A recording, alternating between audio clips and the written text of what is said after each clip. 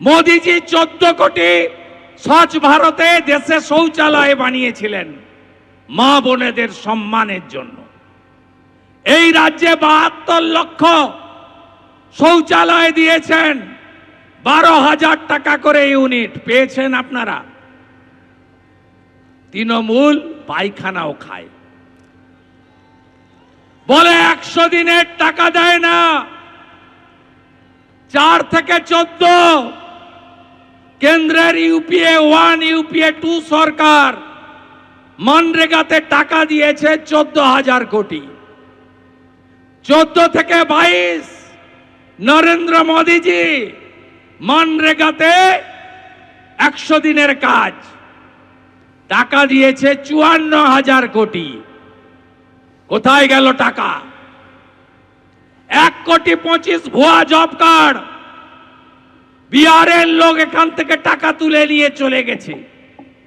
বাংলাদেশের লোক এখান থেকে টাকা তুলে নিয়ে চলে গেছে। আপনারা যারা রিয়েল জব কার্ড হোল্ডার,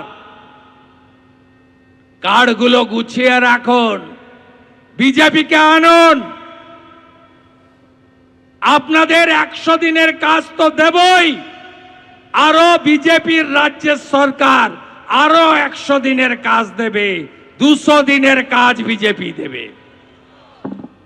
উপবিষ্ট রায়গঞ্জের তরুণ বিধায়ক, তরুণ সাংসদ, কাজের মানুষ ভাতৃপ্রতিম কার্তিক পাল মহোদয়, আমাদের বিভাগ কনভেনার জনপ্রিয় সংগঠক শঙ্কর চক্রবর্তী, রাজ্য কমিটির সম্পাদক অতি জনপ্রিয় নেতা আমার সাথী এমএলএ গোপাল চন্দ্র সাহা, যিনি ঈশ্বরের পরম করুণায় আমাদের মধ্যে আছেন, যাকে গুলি করা হয়েছিল, আমাদের তরুণ নেতা রাজবংশী নেতা এমএলএ ভাই চিন্ময় দেব বর্মন, আমাদের এসটি মোর্চার রাজ্যের সভাপতি আমার সাথী এমএলএ, 2 টার্মের এমএলএ জুয়েল মুর্মুজি, আমাদের উত্তরবঙ্গের কো ইনচার্জ গোবিন্দচন্দ্র মণ্ডল, রাজ্য আদি ওবিসি মোর্চার সভাপতি প্রবীণ নেতা অজিত দাস, আমাদের অন্যতম জেলা নেতৃত্ব কৃষ্ণা সরকার, শ্রীমতী বীণা কীর্তনিয়া, শ্রী অভিষেক সিংহানিয়া, শ্রী স্নেহাংশু ভট্টাচার্য, শ্রী রতন দাস, শ্রী অভিষেক মিশ্র, শ্রী নির্মলচন্দ্র মণ্ডল, শ্রীমতী অনিন্দিতা প্রামাণিক, শ্রী রূপেশ আগরওয়ালা, শ্রী শ্যামচাঁদ ঘোষ, শ্রী শিবেন্দু শেখর রায়, শ্রী উজ্জ্বল দত্ত, শ্রী সুভাষ কৃষ্ণ গোস্বামী এবং অজয়দা সম্ভবত আসেননি, তিনি আমাকে মালদায় স্বাগত করে ওখানে অপেক্ষা করছেন। এবং বিশেষ করে আমার অতি প্রিয় ভাতৃসম মণ্ডল প্রেসিডেন্টরা, আমি প্রত্যেককে ধন্যবাদ জানাই। আপনারা জানেন কি করেছেন? এই এসডিওর নামটা লেখা থাকলো, সরকার হওয়ার পরে আপনার সঙ্গে দেখা হবে আমাদের। প্রথমে হাইকোর্টে আমরা গেলাম, হাইকোর্ট বলল 26 তারিখের মধ্যে জানিয়ে দাও করতে দিবে হ্যাঁ কি না। এসডিওর সঙ্গে বিনয় বাবু, প্রতাপ দা, অভিষেক মিশ্র, অভিষেক সিংহানিয়ারা দেখা করলো। এসডিও বলল আমি পারমিশন দিয়ে দেব, শুধু লিখে দিয়ে যান 1টা থেকে 3টে সভা হবে। এরা ভাবলো ভারতীয় জনতা পার্টি করে, রাষ্ট্রবাদী এরা সনাতন সংস্কৃতিতে বিশ্বাস করে, জাতীয়তাবাদে বিশ্বাস করে, মোদিজির সৈনিক। এরা বিশ্বাস করলো, এসডিও চেয়ারকে মর্যাদা দিল, লিখে দিয়ে এলো 2 তারিখে 1টা থেকে 3টে সভা হবে। লিখে নিয়ে রিজেক্ট করলো। তাই আমরা এখানে অনেক বক্তা বলতে পারলো না, আমাকেও ঘড়ি ধরে বলতে হবে 2:30 বেজে গেছে, 3টেয় শেষ করতে হবে, কারণ আমরা হাইকোর্টকে মর্যাদা দেব। মর্যাদা এই কারণে আমি দেব, বিশেষ করে 104 বার রাজ্যের প্রধান বিরোধী দলের নেতাকে হাইকোর্ট থেকে অনুমতি নিয়ে কর্মসূচি করতে হয়েছে। এটি আমার 104তম হাইকোর্ট থেকে অনুমতি নেওয়া কার্যক্রম।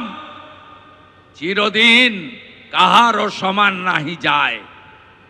এপ্রিল মাসের পরে তৃণমূল বিরোধী দলে যাবে, সেই দিন হিসাব হবে। বন্ধু, আমরা ঈশ্বরে বিশ্বাস করি, যে যেমন কর্ম করবে তাকে সেই মতো ফল পেতে হবে, এ কথা চিরন্তন সত্য। আজকে শুধু রাজনৈতিক কর্মসূচি নয়, ধর্মীয় কর্মসূচি করতে গেলে বাধা দেওয়া হয়। দুর্গাপূজা, কালী পূজা, জগদ্ধাত্রী পুজো, হনুমান জয়ন্তী, রামনবমী, কোথাও পারমিশন দেবে না। সোহরাবুর্দি আর জিন্না যে স্বপ্ন দেখেছিল মুসলিম লীগ, সেই স্বপ্নেই সরকার লালিত পালিত হচ্ছে।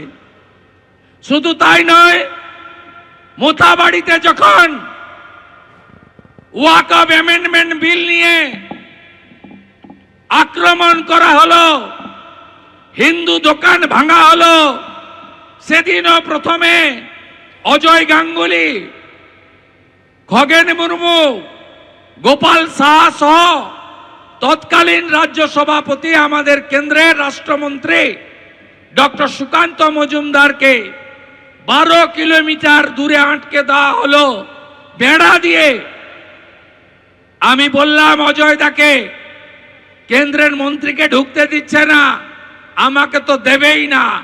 আমি গেলাম হাইকোর্টে, হাইকোর্ট থেকে অনুমতি নিয়ে হিন্দুদের পাশে দাঁড়ালাম। মোথাবাড়ি বাজারে গিয়ে সে দৃশ্য দেখে চোখের জল রাখতে পারবেন না।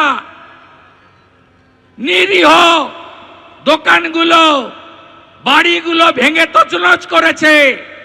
একটাই অপরাধ, ওরা হিন্দু। একটাই অপরাধ, হিন্দুরা সংখ্যায় কম। এ জিনিস বরদাস্ত হবে না, এ জিনিস আমরা বরদাস্ত করব না। 5টা হিন্দুর দোকান ভেঙেছে, পাশে 3টা মুসলিম দোকান রেখে দিয়ে চলে গেছে। এরা কারা? এরা আমি মনে করি রাষ্ট্রবাদী হতে পারে না। ঠিক তারপরে একইভাবে ধুলিয়ান শামসেরগঞ্জে আমাকে ঢুকতে দেওয়া হয়নি। হাইকোর্ট করে গেছি, বেদবনা সহ 10টা হিন্দু গ্রাম, নুন রাখার বাটিটা পর্যন্ত নেই। মাত্র 16% হিন্দু থাকে। এ কোন রাজ্যে আপনি আছেন? কোন রাজ্যে আপনি বসবাস করছেন? এবিপি আনন্দ, এগিয়ে থাকে, এগিয়ে রাখে।